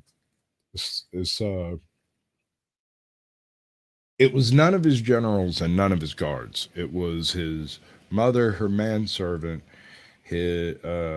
one of his wives, the one that hated him most, the one that actually fathered the only child that was accepted as being Alexander's, his only possible heir, which that is very debatable, by the way, because Alexander was never reputed to have been intimate with this woman. He did public ceremonies and everything that a Babylonian king would do, he did publicly with her. But as far as anything intimate, there was never any reference to them spending any time alone. He has spent every moment of his life he could with his best buddy, Hephaestion. That was his only purpose. He traveled with Hephaestion. They shared tents in the field. It's just the way it is. Hey, Jock, why are you screaming about a guest link ain't going to use a guest link? What kind of weird shit is that? That is amazing. I sent it to you well before the show. Well, I don't know, about halfway through the show. He's over here, I need a guest link. I need a... Where my little scruffy? I want my scruffy. All right, so this is a different, hold on. Let me do the thing. I forgot to do the thing. Crap. Yeah, it was this one. Pause By 300 grip. This is the creator of that one.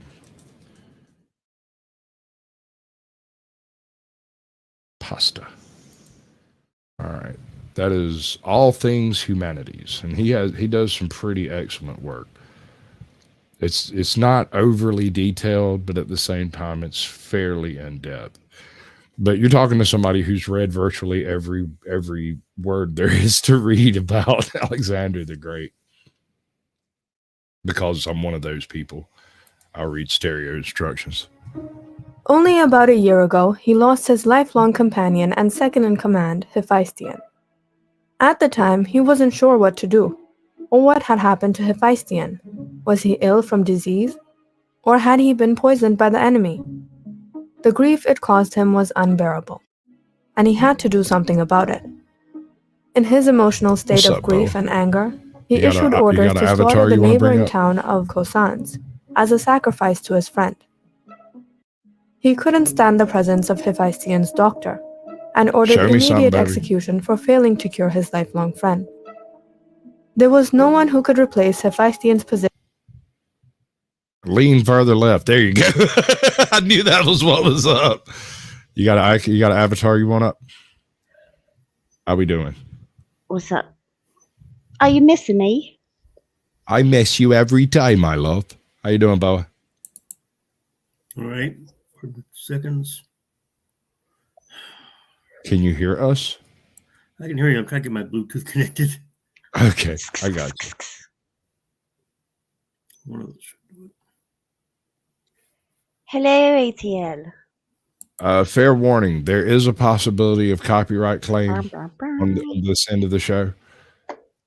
So if you don't want to deal with that, or if you're planning on monetizing anything ever, you might want to skip share it. Hashtag just say it there. That would help. Thank you, sir. May I have some more? Sir.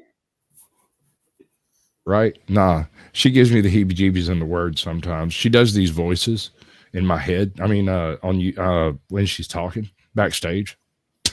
Are you a munchkin? I'm still trying to get them to let me do it as yeah, that's fucking awesome. I'm trying to convince him to let me do a James Earl Jones wizard. Yeah, I don't know about that. How about Alex Jones wizard? Pay no attention to the man behind the curtain. I think I'd rather have that one than the other one. That sounds absolutely amazing. That's the most ridiculous thing I've ever played. Alex Jones doing a Groucho Marx impression. That's terrible. That's absolutely horrible. Yeah. I only have one complaint about Mr. Where What? I guess that's the one thing he had to say about Mr. Jones. I didn't do that. He did that to himself somehow by accident or something. I don't know. Maybe important. What's up, Smoking Auditor? Ain't seen you in a minute. Of course, I hadn't been streaming A few minutes. as much. Yeah, it's been a hot minute there. He's been busy. He said he was going to be busy. Luke, I am your father. Actually, he doesn't say Luke at all. Welcome back, bud. Good to see you. What was the one thing you had to say? I was going to say about Mr. Jones. Good guy. Lots of good stuff. One problem. Oh, I got all these guests here lined up. They have so much very important information to tell you. So let me tell you about this stuff and all. Yeah, well, you get the point about this and you hear about that. Oh my God, about this and everything. Okay, we gotta take a break right now. We'll be back after this message. You might know people especially to talk, and appreciate then they don't get to talk. when he tries to do the commercials, like during the show, he does his own commercial after a commercial right before another commercial for his own products. It's fucking amazing. Yep. That's trippy. Yep. I think that he's to promote his products power bars and supplements. Our vitamin supplements, they'll make your penis get even larger than it already is. Oh my. I'm not going to deny that it's important stuff. She got to talk to she'll got to pay for the show and all, but you like people to actually talk. Stop Okay, interrupting them, let them actually talk. Let me ask Even you if a they're question. loud. What do you know about the death of Alexander the Great? I just know the old quote. He's murdered. You think he was murdered? I do. That's what I voted. Yeah, no, I wouldn't count that as wrong, because whether it was suicide or it was murder, it's a deeply debated topic. Almost no one believes he killed himself. But when you look at the actual day-to-day existence of Alexander the Great at the time, his personality changed immensely after the Indian debacle. That whole thing just broke something in him, losing his horse. You know, Alexander the Great was a horse whisperer, right? Mm-hmm. He straight up tamed a stallion by talking to it. This is recorded in several accounts from the kingdom of Philip, his father. There was an untamable horse, and he named him Bucephalus and rode him into battle. No one else could ride him, though he would let them tend him. I can believe that. I was a I'll lot tell you smarter than I give him credit for. Some of the trolls that you had in your thing today are just hilarious. Yeah, anyway, you like sorry. that?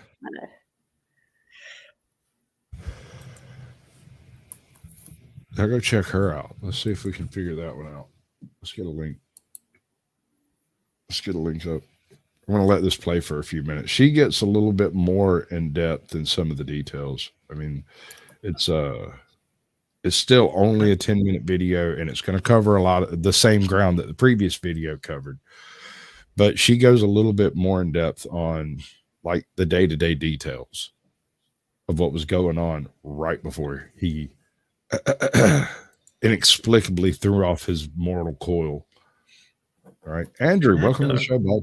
I'm pretty sure I missed you earlier. Mr. Pickles Reborns. Awesome. That's such a weird Iron name. poisoning. Yeah, right. From the dagger in your back, natural causes. If you get stabbed in the back, you'll die. Go testify against the Clintons, and you just accidentally managed yourself twice in the back of the head while falling off the bed to get into the shower. Thanks, auditor. Oh, darn it. Why can't I see the thing? Seriously, I question logic with this story about he gave up the ghost, didn't want to fight more. There were more worlds to conquer. They knew about China. Yeah, exactly. They knew about Rome, the British Empire. That's kind of what I'm getting at. Is he gets to the edge of the world as far as he was concerned. He reaches this impenetrable jungle that seems to be occupied by a increasingly aggressive force that in the first battle they made him with 5,000 warriors. In the second battle they made him with 45,000 warriors. In the third battle he couldn't see the end of them. Even halfway through the battle, in his opinion, halfway through the battle he thought he could have dominated after he takes the arrow and his horse is injured, and then Hephaestion catches a small injury. He still was of the opinion, no, we can take them. Give me another horse. We can screw the elephants. I don't care about the elephants. We'll deal with the elephants. Get me another horse. But then Hephaestion got sick and he folded. He went home. He decided, fine, we'll go home.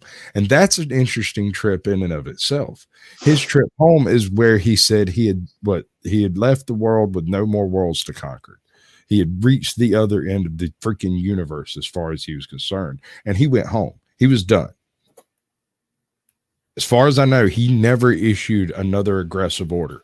He went back to Babylon and ruled from Babylon as a pharaoh of old. That's essentially what he was emulating. I cannot find this lady's link. Why not? Who? Want a date for this? The one that said that she was going live in like 20 minutes. I just posted her link. Did I miss it? I missed it. Yeah, that's the one. Hold up. Let me do this thing.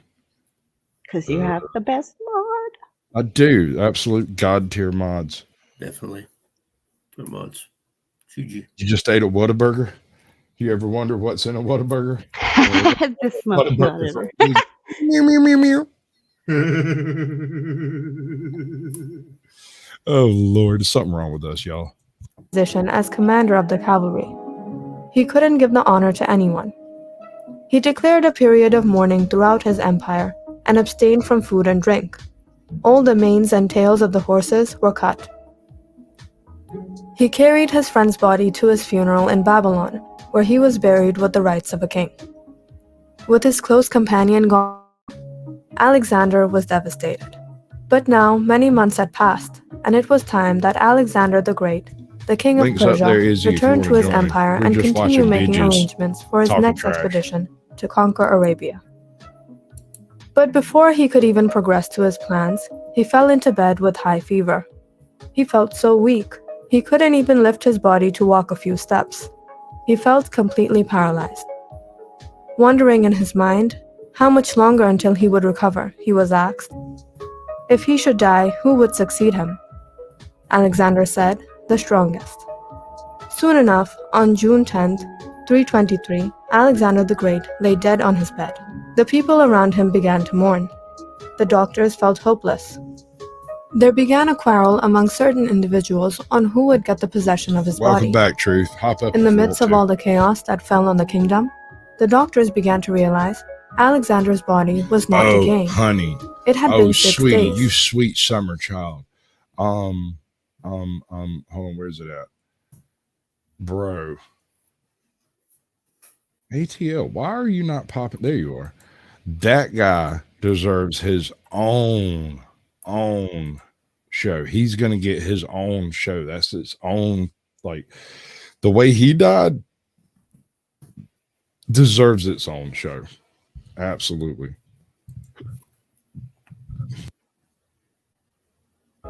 There was no response, no breathing, no heartbeat. Everyone pondered on the miracle. Was it so that Alexander the Great was truly the son of the Greek god Zeus? Okay, so let's just take a pause here. Wondering how really did this man die? Was he poisoned, assassinated, or had he gotten malaria or typhoid? To understand it all, we will have to rewind and start from the very beginning. Hey Mark, welcome to the show, bud. Good to see you. In the year 356 BCE, on July 21st, in Pella, Macedonia, King Philip II and Queen Olympias gave birth to a child, Alexander III, or Alexander the Great as we know him. Growing up in his father's care, who was a notable military man, he soon became very much like his father, a great warrior. When Alexander was young, he was taught to fight, ride, and to endure hardships such as forced marches. At only the age of 12, the young Alexander tamed a giant wild horse, Bucephalus, which later became his battle horse for much of his life. King Philip was looking to prepare a future king, and so he hired the great philosopher Aristotle to educate his son. His tutor's influence had a profound effect upon him and sparked Alexander's interest in literature, science, medicine, and philosophy. By the time he was 16 years old, Alexander proved to be a brave young man, as he led his cavalry against the army known to be unbeatable. In the Battle of Chaeronea, Alexander defeated the band of Thebes and brought victory to Macedonia.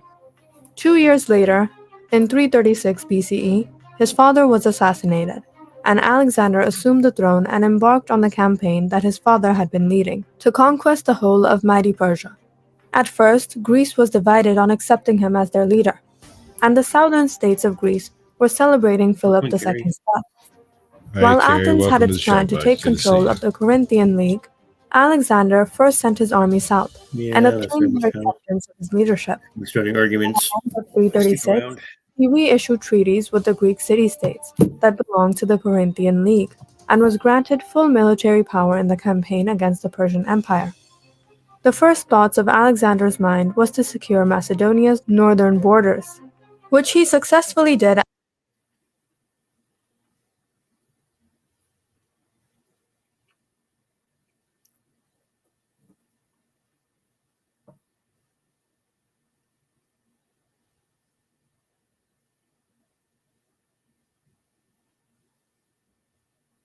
As king, as he was very much impressed by Porus and won his loyalty and forgiveness. From there, Alexander reached the city of Susa back in Persia in 324. Wanting to unite the Persians and Macedonians, he ordered many of his officers to marry Persian princesses at the mass wedding. Alexander also married 2 women on the occasion. The Macedonian army resented Alexander's attempt to change their culture and many mutinied. But after Alexander took a firm stand and replaced Macedonian officers and troops with Persians, his army backed down. And it was about this time in 324 that his lifelong companion, Hephaestion, died from fever. Right. And soon after, Alexander the Great died in 323, a year later. And since then, many have wondered what was the real reason of not his those Swahilians. It was a lesser tribe in southern. Well, I guess at that point it was Southern Macedon, if you want to do the math on it. Because I mean, he did kind of take everything over as he went along. Yeah, that's Ozzy. Yeah. When Alexander the Great What died, his body did not decompose for 6 days, according to historical accounts. Today, we may know the reason why, but back in the days, to the ancient Greeks, it confirmed their belief that Alexander was not a man, but a god. He was only 32 years old when he suddenly fell ill and died after 14 days of agonizing suffering. Since then, historians have questioned the cause of his death. Was it really disease? Or was it a planned murder? Historians suggest many reasons such as malaria, typhoid, drinking contaminated water, and alcohol. At the time of his death, doctors were bewildered at the fact that his body was not decaying. But our doctors today have explained what was the actual reason. Although this is a theory, scholars and clinicians say that Alexander the Great suffered from a neurological disorder known as the Guillain-Barré syndrome. This was probably the reason why his body did not decay, because maybe he was not dead at all. GBS is a rare neurological disorder which causes progressive paralysis, which starts from the feet and progresses throughout the body of the affected person. It occurs when the body's immune system attacks the peripheral nerves in the body. Scholars have been speculating many causes to his death, but from all of the theories, this seems to be the most logical one. The doctors of the time of Alexander relied mostly on the absence of breath to determine whether the patient was dead or not. And in the case of Alexander, who may have been suffering from GBS, was probably paralyzed or in a deep coma. And if we say maybe he... Look, I don't buy that trash at all. These people weren't morons. And they, like I said, they spent time washing his body and anointing it with oils after the fact. They laid him to rest as the great kings of old, which implies that they set him about with fine-smelling herbs and valuables. They laid him to rest in state where everyone who could get to that corner of the globe went by to go view the corpse of the God King. When he entered Egypt, they brought him the pharaohhood. They literally just gave him the command of Egypt and Egypt's forces. And in exchange, he shrugged at them and went on to Babylon. He did not burn Egypt. He decimated Tyre. Egypt was like, yep, you're a god. He's like, that's what I've been trying to tell everybody. What's up, Strictly Strange? Welcome to the show, bud. Hey, the link's over there if you want to hop in and sit backstage, or you can come up. I don't mind. We can have that talk about moonshine and you want to have, and I'll explain why I know so very, very much about it. He was assassinated and didn't have any disease, then in that case, his body would have decayed like any normal person. Alexander the Great may not have died when we think. We were only led to believe he was. If you liked our video, share it with your friends and family. That is an interesting and come to theory. our channel That's one for of more them I videos. don't completely disagree with. There is one theory that doesn't involve Alexander dying at all. The idea being that these people that he locked himself in the room with that all wanted to kill him, all of them also had a reason to love him. And maybe he got them together and was like, look, man, I don't want to do this no more. So I'm just going to fake my death and dip out to Egypt and go pretend to be a stable boy and work with horses. Y'all have fun with this. And just dipped. Like I said, he sealed the door so no one could interrupt him until he was done. And they only opened the door under emergency circumstances when he began vomiting profusely. He broke out in a sweat and fell deathly ill for 4 days. He then revived a bit and had a meeting with all of his generals to explain that they needed to disseminate their troops through the countryside so that it wouldn't drain Babylon's resources too much, which they did immediately because they were ordered by their god king to do it. He then requested his golden lion's chalice, where he called in Ptolemy and a handful of his other generals and sat and had another little drinking party, right? And after this, he fell immediately ill again with exactly the same symptoms that he had the first time he drank from that cup. And immediately after his death, they destroyed that cup and eliminated it from being around to be investigated.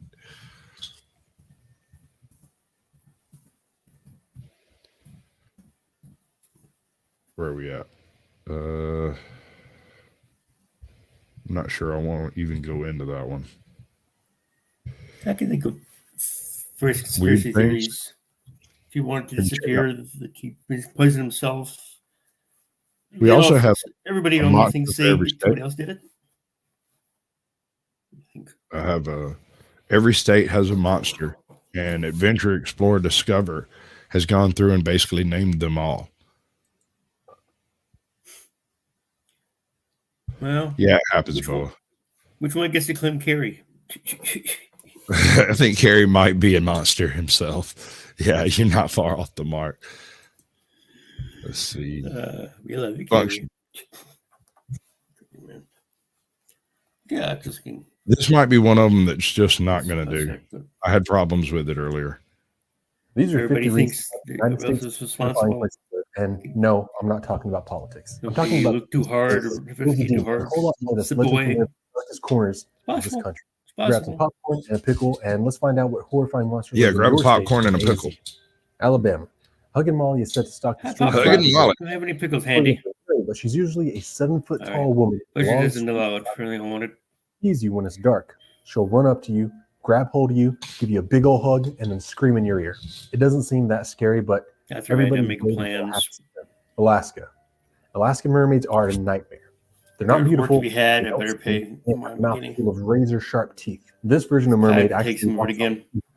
So if you find yourself in Alaskan waters for whatever reason, prepare to be fish food.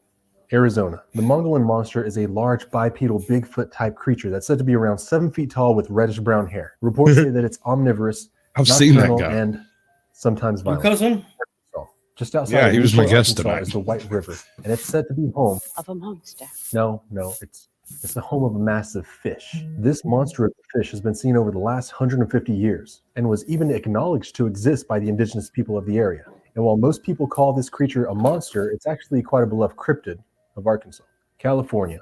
Arguably the most famous monster on this Patterson list is film. Bigfoot himself, or rather Bigfoot. herself. Nicknamed Patty for one of the two men that recorded her infamous walk, this creature has eluded explanation for decades. Some say this was just a person in a costume, but when you look into the logistics of it, this is highly unlikely. This very well may be the most real piece of evidence we have for Bigfoot's existence. Until somebody brings in a body. Razor's alive. How lovely. Common are usually about 2 feet Exit. tall and greenish in Stage color. left. If you see one, they'll typically be in miner's clothing and maybe stealing some of your tools. They're known to be both kind and helpful, but also mischievous. Depending on where you get your story, melon heads may originate from different areas. However, they're almost always seen as being Well, small. there's no doubt humanoid it's where the large bulbous ideas heads. for show Supernatural come from. And once you get close I love enough, you'll Don't Supernatural. be waiting for the first season. All the seasons now available on Prime here. So 3 feet tall I've goblin-like seen the creatures. clips at the end of They it. originate from the stories of the Lenape tribe. They're not only mischievous, but can be downright cruel. If you find Right, does yourself in look the like a forest of Delaware Rumpelstiltskin. and feel like you're being The watched, description is spot you may on. be in the crosshairs of a puckwudgie. Florida. Puckwudgies. The skunk ape is one of the few creatures he actually has. I figured. I did a deep dive into this photograph the other day on Living History's Mysteries channel. He invited me in to come have a conversation about some stuff. The funny thing about this photo is I don't think it's a picture of one. I think it's a picture of two.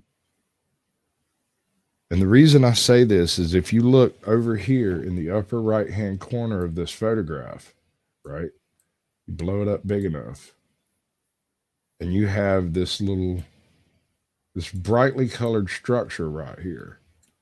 Y'all see that? Is that not a hand?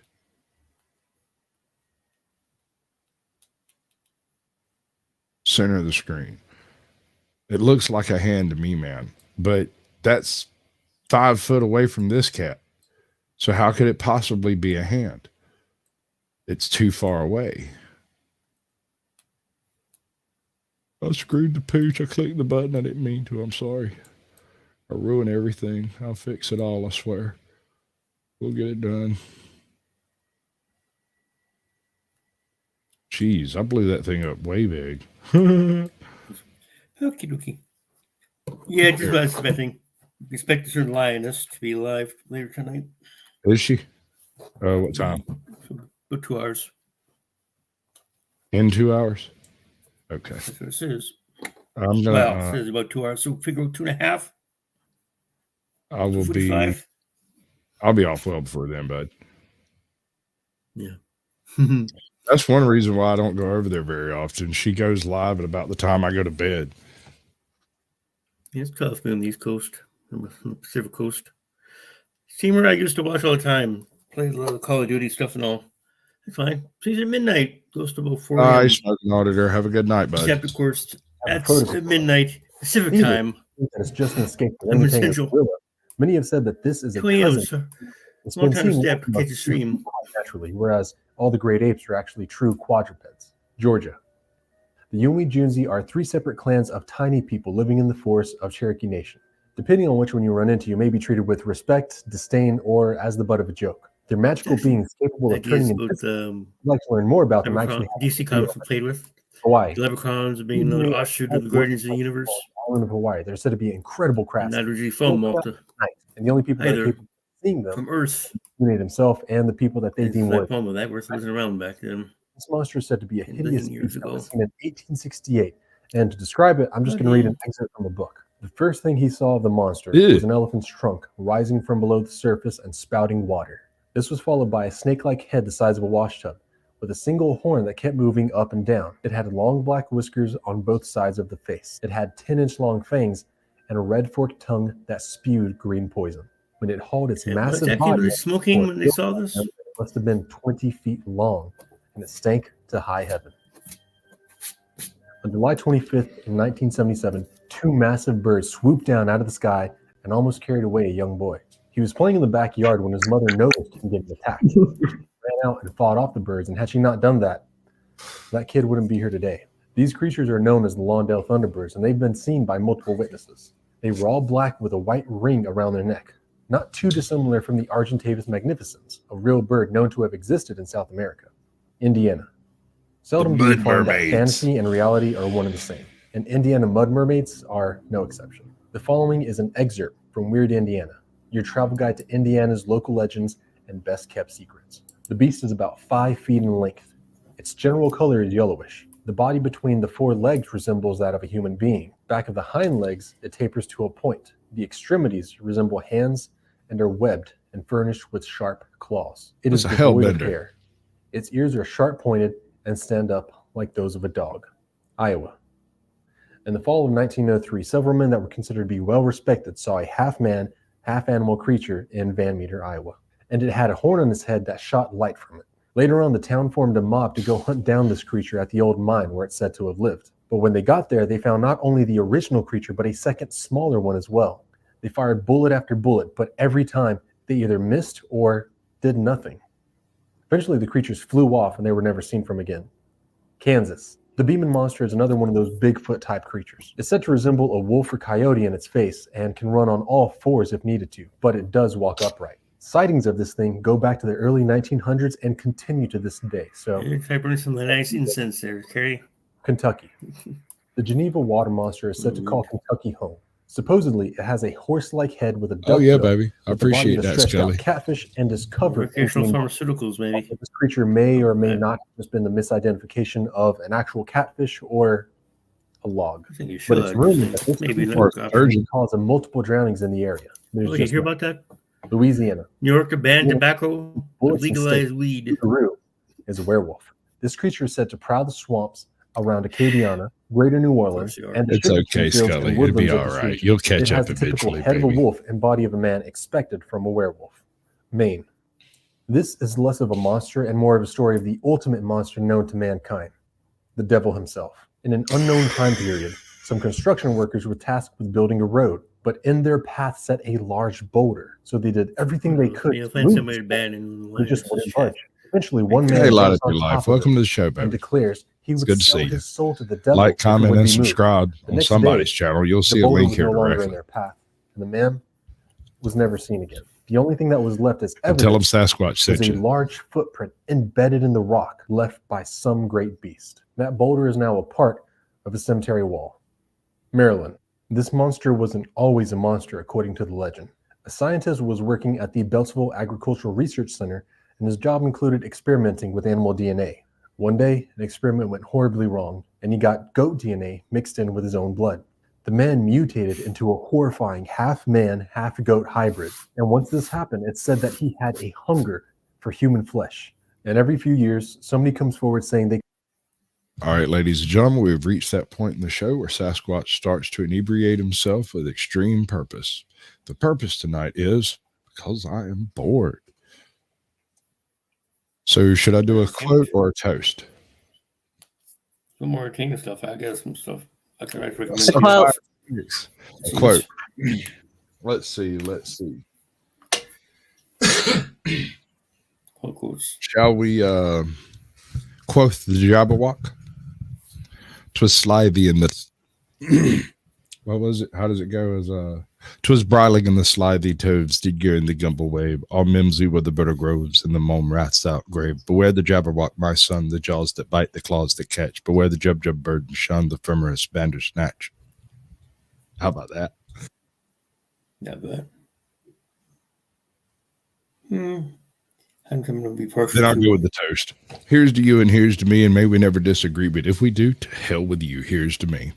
Roll that big, caught a glimpse beautiful of this bean footage. toting around an axe for his next victim. Massachusetts.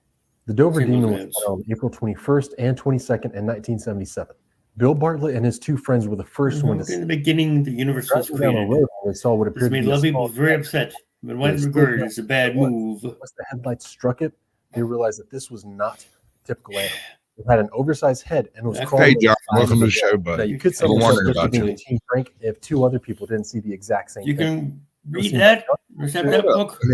as they were walking Take this home. thing's- Just to top it all off, Oh, whoa. Because there, you I can have take been anything. looking for Avatar for months trying to figure out what that thing is. And I cannot for the life of me make heads or tails out of it. It looks like a mutant ground sloth. What is that thing? What's up, Toe? Welcome to the show, Tire Hunter News. Good to see you. That's one of my favoriteest people on the planet. When I get really frustrated, I drunk text him in the middle of the night. That's true. he erroneously gave me his number, and I got to remember to send him more pictures of Richard Nixon. two other people had seen the same creature, Abby Brabham and Will You Trader. see the tattoo on Decided to Stone's make- back? Or maybe they actually did see the Dover Demon, Michigan. Oh, The that's a good Michigan photo. dog would be a 7-foot-tall man-dog hybrid. If you go and look in my playlist, you will find a section of playlists that are broke down into types of suspects. In these playlists, and I got a bunch of them mixed up at one point, and I had to go like dump all of them out because I had them cross-referenced wrong. But what I'm doing is going through and making a playlist of each possible candidate for each type of cryptid. So the Michigan dog man the best description I've heard of the Michigan Dogman sounds like an extinct baboon. The size, the shape, the way it moves, the tail, the whole 9 yards could be one of these extinct baboons that I'm not saying, and those things could also be partly responsible for Sasquatch sightings. Although I like, I've seen something that I call a hobo in a fur coat, and that's what I named my channel after. You could be right that there's definitely looks similar between canines and baboons. Right? Yeah. I mean, especially if all you can really see is teeth and fur, and you don't know what a baboon is. Oh, it's the Justachio. Oh my God, we're famous. I can't believe it. Wait, what's happening? Wait, damn it, I got it. Okay, so I made this whole bit so that Mustachioed could take over my show. And I had it all lined up on OBS at one point in time. And then it never happened. He never showed up, and he ended up like, I don't know, something happened to his car, and he was just all bummed out. And so eventually I just updated all that stuff. But I believe Michigan Dogman could be an extinct type of baboon, just like, or a ground sloth. While we don't really know how fast ground sloths moved, the description isn't that far off the mark. Extremely long claws, unusually long teeth.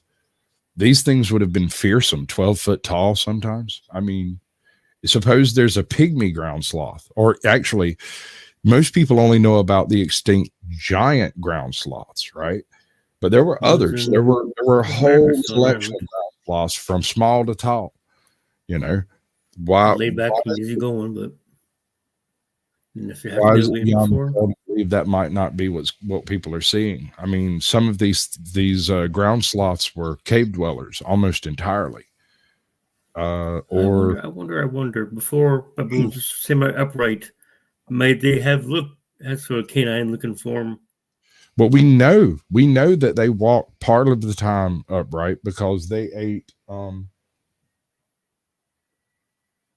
Before they evolved that way, they might have. That would be American Justice of Texas. Real is real. What's up, baby? Good to see you. Damn it! Just because you look like one animal doesn't mean they're actually related. Okay, Giant panda looks like a bear. It's not. I've got another one over here. I can do this. I want to show you the comparison here. My channel.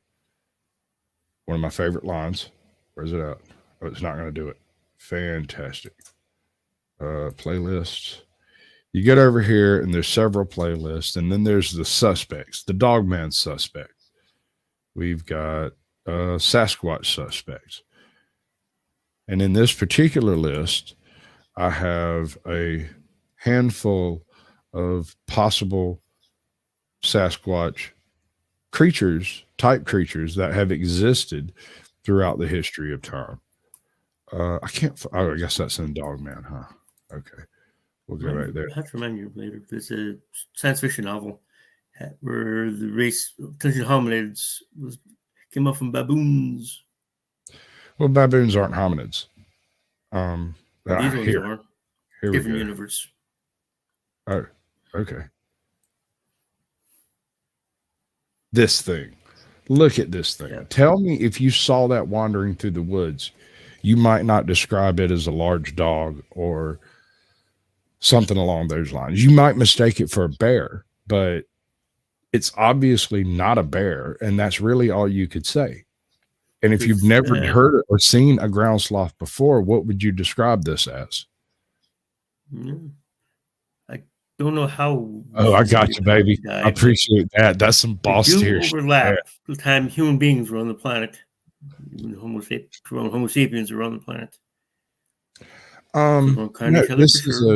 This is a massive ground sloth. They went extinct around 14,000 years ago in North America. They were driven extinct 30,000 years ago everywhere else in the world. And there is a small possibility of relic populations of small ground sloths in South America.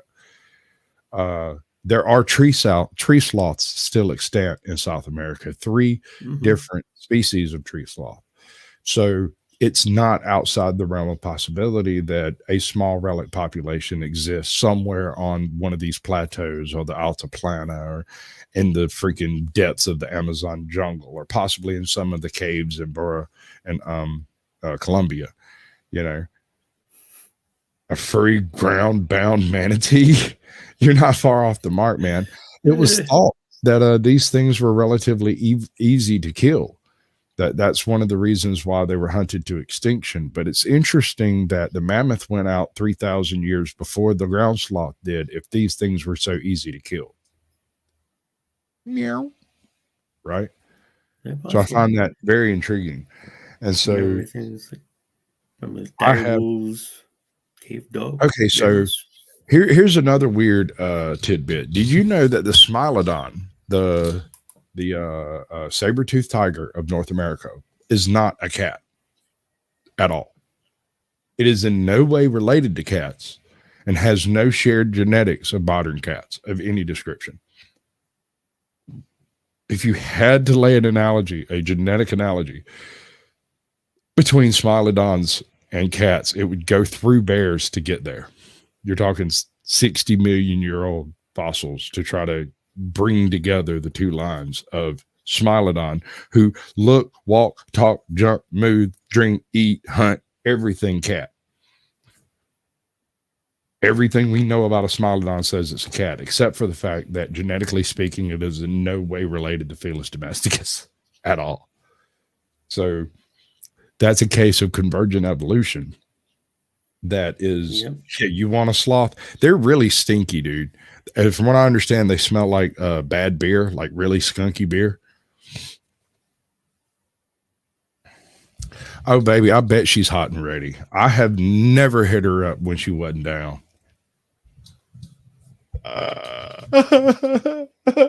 Love you. Kind of like the even been seen all the way back in the 80s by 2 lumberjacks. I'm going to deflower her in the tower. There's another side you can put to that. But a series by a prominent podcast, flattering. actually says absolutely ground sloth got his priorities mixed up, man. Look, all right. So if we look at a modern sloth today, right? These critters crawl around in the trees really slowly. They sleep like 14 hours a day. When they are awake, they only poop like once every 4 days, and they actually climb down from the tree to do that. They urinate on their own backs to grow a slightly toxic type of cyano algae that renders their fur slightly toxic, which eliminates parasites like ticks and stuff from their fur. So how does a creature that filthy function on the ground? And the answer is not well. But there were literal herds of giant ground sloths that wandered the plains. So I've always been a bit confused by that. How the hell does a giant ground sloth walk across the open plains and not get eaten by a freaking tiger? Too big. I mean, they are like 18 tons. So, I mean, some of these bastards stare out of a T-Rex. Figured their slow metabolism probably you'd want. Otherwise, they eat all the trees, they starve to death. But they didn't eat all the trees. In fact, 1,000 years later, all right, so the latest fossil we have is like 19,000 years. We have coprolites from them that are like 14,000 years old. And we have occasional markings we think that were left by ground sloths that are 9,000 years old, but nothing after that point. So the likelihood of a relic population existing is a little bit sketchy. We don't have any evidence for anything like that. However, cryptozoology is only a pseudoscience until it magically becomes science. until someone captures one and brings it in, or shoots it and brings it in, or there's a physical specimen of a body, it can't be put on the endangered species list and doesn't exist as far as science is concerned. So somehow, magically, finding a body would put this thing on the map. Whether it's a ground sloth, a chupacabra, I mean, pick your crypto. It's not real until it is. Hey, Boa, what do you do on your channel? Not too much at the moment. Nothing much at the moment. Shorts. Y'all heard it here first. If you want some nothing much at the moment, go check out Boa's channel. Hey, Job, what do you do on your channel? Some shorts. Some shorts. On my main channel, it's cop watching and TikToks. On my second channel, I do recovery, meditation, and yeah. We got to get together on some of that, boo. Sure. I could totally dig sitting backstage and not being a part of it. That makes sense. Cool. Yeah. I might run media and just sit there and pick my nose off camera. That would be sweet. Drink heavily or whatever. All right. Gary, you say that chupacabra has been explained, but the reality of the case is the explanation is light in the hills. It's a little bit silly in the loafers, if you get what I'm saying. The explanation doesn't hold a whole lot of water. That's like saying the skinwalker has been explained. Yeah, it's a Navajo witch that changes shape. If you want to pick your nose on camera, man, I'll make an entire hour segment on it. I have no shame. Ryan. I'm still waiting for one of my previous guests to commit a multiple murder. All right, listen, folks, I'm going to drop y'all backstage for a second. I'm going to do my little play out, and then I'm going to drop the YouTube part of this, and we'll be backstage. And I was going to put on a movie if y'all are interested. So anybody that wants to hop in for the movie, hit the StreamYard link. We'll decide what we're going to watch. Let me pause this thing. Anybody got any last words? Yes, I want to talk to you with some ideas for my channel. Let's see. Sasquatch. Fantastic. All right, I'll bring you back up in just a few minutes. Y'all have a lovely afternoon, and we'll be right back. I appreciate everybody coming in. Links over yonder if you want to join in the whole after dark part.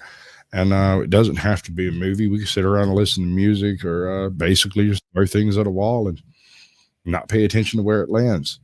Scully, I have a couple of questions if you've got a minute, and it won't take but a second.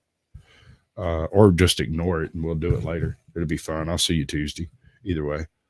So I'm going to do this part, and then we're going to do the official outro of all of this. Where's it at? Oh, I think that's it. All right. I thank each and every one of you like a brother and a sister. But if you give me any trouble tonight, I'll run every goddamn one of y'all off this mountain. Fuck this shit, I'm out. Fuck this shit, I'm out. No thanks, don't mind me. I'ma just grab my stuff and leave. Excuse me, please. Fuck this shit, I'm out. Nope.